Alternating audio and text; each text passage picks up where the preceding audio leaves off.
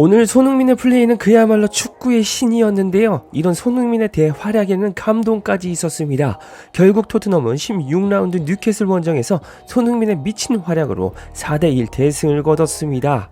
사실상 오늘 경기에 손흥민이 출전할지는 미지수였습니다. 토트넘 구단도 손흥민의 부상 업데이트에 대해서 정확히 알려주진 않았기 때문이죠. 직전 경기인 웨스트햄전에서 교체 후 벤치에서 고통스러워하는 모습이 포착되자 이번 뉴캐슬전 출전은 불투명했습니다. 하지만 포스트코글루는 손흥민을 선발 기용했습니다. 최전방 히샬리송을 기점으로 좌측 윙어에 손흥민을 출전시켰습니다. 오랜만에 주 포지션인 좌측 윙어로 나섰는데요.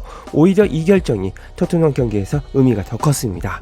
우측 윙어는 존슨이었습니다. 공민은 클루셉스키, 삼선의 비스마와 사르, 포백에는 우도기, 데이비스, 로메로, 포로였습니다. 골키퍼 장갑은 비카리오가 꼈습니다. 최근 5경기에서 1무 4패의 최악의 성적을 거둔 토트넘은 이번 뉴캐슬전에서 확실히 패기가 남달랐습니다. 일단 전반 4분 클루세스키의 전진 패스를 히샬리송이 왼발 슈팅으로 기록했는데요.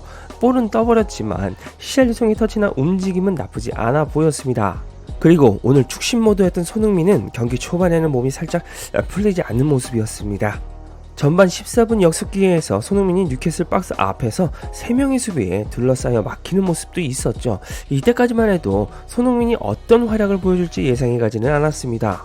그런데 오늘 손흥민은 작정을 한 듯 보였습니다. 클루셉스키, 브라이언 힐, 브레넌 존슨 등 토트넘의 윙어들에게 캡틴 손흥민이 윙어란 무엇인지 제대로 교육시키는 경기를 펼치기 시작하는데요. 손흥민은 전반 18분 정말 기가 막힌 얼리 크로스를 올립니다. 그것도 왼발로 낮고 빠르게 커브를 그리면서 히샬리송 앞쪽을 향해 정확히 연결되었죠. 히샬리송이 발만 가져다 대면 들어가는 득점이었지만 간발의 차로 좋은 크로스를 놓쳐버렸습니다. 근데 이건 그냥 몸풀기에 불과했습니다. 좌측 윙어 손흥민의 원맨쇼는 이제부터 시작이었는데요. 전반 25분 손흥민은 뉴캐슬의 트리피어를 완전히 바보로 만드는 장면을 보여줍니다. 손흥민은 좌측에서 볼을 잡고 1대1 드리블 돌파를 시도합니다. 그리고 툭툭 치다가 단 한 번의 간결한 터치 한 방으로 트리피어를 벗겨냅니다.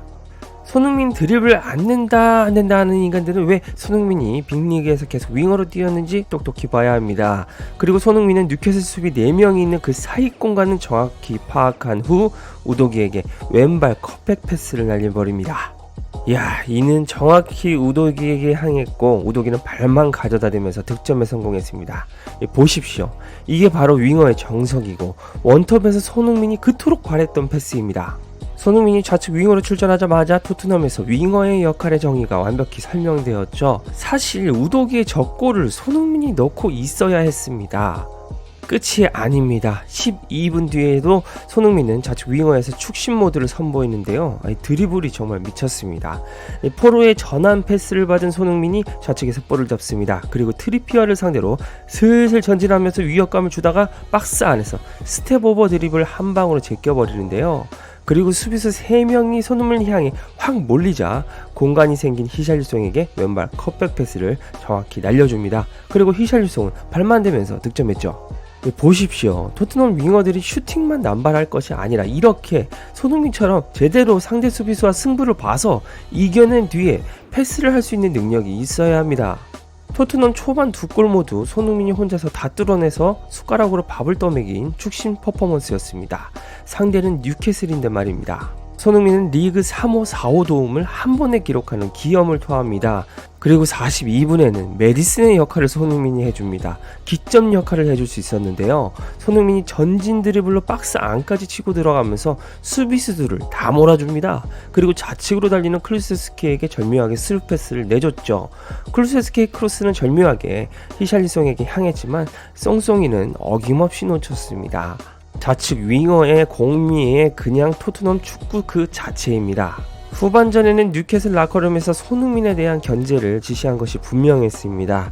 손흥민을 향한 집중 마크와 반칙이 늘어나기 시작했는데요. 59분 손흥민이 미친 속도로 드리블 돌파를 시작합니다. 양 사이드에 토트넘 선수가 있었고 뉴캐슬 수비는 한 명이었기에 엄청난 득점 찬스였죠. 그런데 뉴캐슬의 러셀스가 손흥민의 유니폼을 잡아 끌어당기면서 필사적으로 막습니다. 결국 치즈카드 한 장 먹었죠. 근데 손흥민이 패스를 못 주고 반칙을 당한 이유가 더 웃깁니다. 손흥민이 볼을 달고 드리블하는 속도보다 양쪽에서 침투하는 히샬리송의 속도가 더 느립니다. 일찍 찔러주고 싶어도 찔러줄 수가 없었죠. 그냥 3톱이 전부 손흥민이었다면 얼마나 좋았을까요? 60분 오랜만에 포로와 히샬리송이 손흥민의 도움 없이 밥가스를 했습니다. 포로가 침투하는 히샬리송을 향해 침투 롱패스를 날렸고 이를 히샬리송이 웬일로 완벽하게 터치하면서 득점을 기록했습니다. 그래요, 이거죠 이거. 손흥민이 떠먹여주지 않아도 니들이 좀 알아서 할 줄도 알아야 손흥민의 부담감도 줄죠. 손흥민은 그 누구보다도 히샬리송의 득점을 축하해줬습니다. 아니 살다가 히샬리송이 리그에서 멀티골을 터뜨리는 걸 보네요. 사실상 전반전에 손흥민이 뉴캐슬을 떡실신시킨 여파가 컸기는 했지만 히샬리송의 몸 상태도 확실히 수술 후에 좋아진 모습입니다. 이 관중석에서 메디슨도 손흥민의 원맨쇼를 지켜보고 있었는데요. 빨리 좀 복귀해라 임마. 저는 사실 80분이 넘어가자 이제 손흥민의 원맨쇼는 끝난 줄 알았습니다. 하지만 82분 또 손흥민이 혼자 축구를 하는데요. 침투 패스를 받고 치고 들어가는 손흥민이 골키퍼와 1대1 찬스를 잡습니다. 그러나 뉴캐슬의 골키퍼도 손흥민의 결정력을 이미 알죠. 불같이 튀어나오지만 손흥민이 자신마저도 제끼려고 하자 그대로 손흥민 발목에 태클을 걸어버립니다. 곧바로 PK가 선언되었죠.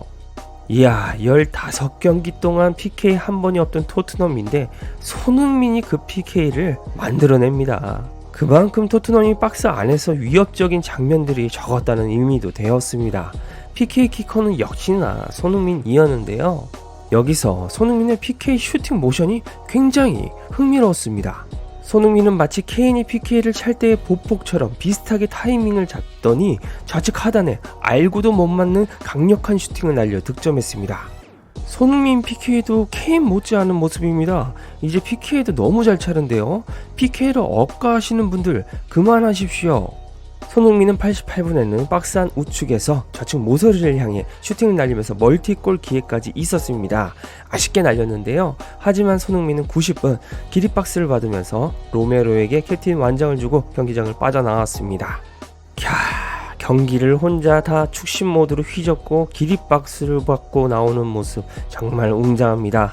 손흥민은 품목 기준 평점 9.5점 최고의 활약을 펼쳤습니다. 볼 터치 54회에 득점 1개, 어시스트 2개였습니다. 슈팅은 4개, 기회 창출 4개, 패스 성공률 81%였고요. 가로채기 2회, 리커버리 7회 등 수비적으로도 훌륭했습니다. 손흥민은 원톱에서의 답답함을 제대로 풀어주면서 토트넘의 윙어들에게 이렇게 플레이하라고 경기력으로 보였습니다. 그저 감동일 뿐입니다. 말이 아니라 행동으로 보여줬으니 토트넘 후배 윙어들이 입국 닫고 이제 보고 배워야죠. 이 경기를 눈으로 직접 봤으니 이제 토트넘 윙어들의 슈팅 남발은 자제하고 제대로 상대 수비와 도전적으로 승부를 걸고 손흥민에게 컷백 패스를 주길 바라봅니다. 손흥민 선수의 맹활약에 행복한 월요일에 시작이 되셨길 바라봅니다. 이상 축구용이었습니다.